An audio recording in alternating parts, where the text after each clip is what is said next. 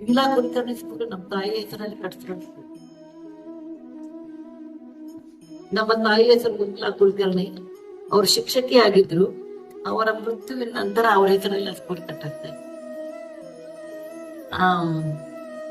ಬಾಲ್ಯದಲ್ಲಿ ಸಣ್ಣ ವಯಸ್ಸಿನಲ್ಲಿ ನಮ್ಮ ಅಜ್ಜಿ ಮತ್ತು ನಮ್ಮ ತಾತ, ನಮ್ಮ ಅಜ್ಜ ಅಜ್ಜಿ ನನ್ಗೆ ಇನ್ಸ್ಪೈರಿಂಗ್ ಫಿಗರ್. ಅವರ ಪರ್ಸನಾಲಿಟಿ, ಅವರ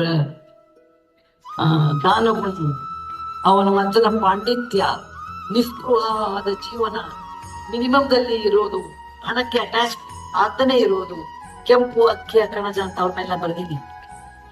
ಅವ್ರನ್ನ ಬಹಳ ಇನ್ಫ್ಲೂಯೆನ್ಸ್ ಮಾಡಿದ್ರು. ಬಹುಶಃ ಜೀವನದ ಅನೇಕ ಅವರ ದೃಷ್ಟಾಂತಗಳು ನನಗೆ ಸಿಂಪಲ್ ಹೆಲ್ಪ್ ಆಯ್ತು.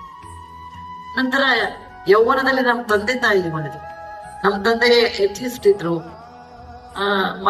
God is not in the temple church or mosque, ಇದು ದ ಪೇಷಂಟ್ ಅಂತ ಯಾವಾಗ್ಲೂ ಹೇಳೋರು. ನಾನು ಇಂಜಿನಿಯರಿಂಗ್ ಹೋಗ್ಬೇಕಾದ್ರೆ ಎಲ್ಲರೂ ಬೆಳೆದ ನಮ್ಮ ತಂದೆ ಇಲ್ಲ ನೀವು ಓದು ಅಂದ್ರು. ಸೊ ಮತ್ತು hard working and writing habit ನಮ್ಮ ತಾಯಿ ಕಲಿಸಿದ್ರು ಅವರಿದ್ರು. ಮುಂದೆ ನಾನು ಕೆಲಸ ಮಾಡೋಕೆ ಶುರು ಮಾಡಿದ್ಮೇಲೆ ಅನೇಕ ಜನರು ಭೇಟಿಯಾದೆ, ಅನೇಕ ದೊಡ್ಡ ದೊಡ್ಡ ವ್ಯಕ್ತಿಗಳನ್ನ ಭೇಟಿಯಾದೆ. ಆಮೇಲೆ ನನಗೆ ಒಬ್ಬ ವ್ಯಕ್ತಿ ಇನ್ಸ್ಪೈರ್ ಅಂತ ಆಗ್ಲಿಲ್ಲ. ಕೆಲವೊಬ್ಬರಲ್ಲಿ ಕೆಲವು ಗುಣಗಳು ಶ್ರೇಷ್ಠವಾಗಿರ್ತದೆ, ಅದನ್ನ ಮಾತ್ರ ಆಯ್ಕೊಂಡು ನೀವು ಕಲಿಬೇಕು ಹೊರತು ಒಬ್ಬ ವ್ಯಕ್ತಿ ಅಂತ ನನ್ಗಾಗ್ಲಿಲ್ಲ. ಅದಕ್ಕಿಂತ ಮುಂದೆ ಜೀವನದಲ್ಲಿ people probably inspired at this old age.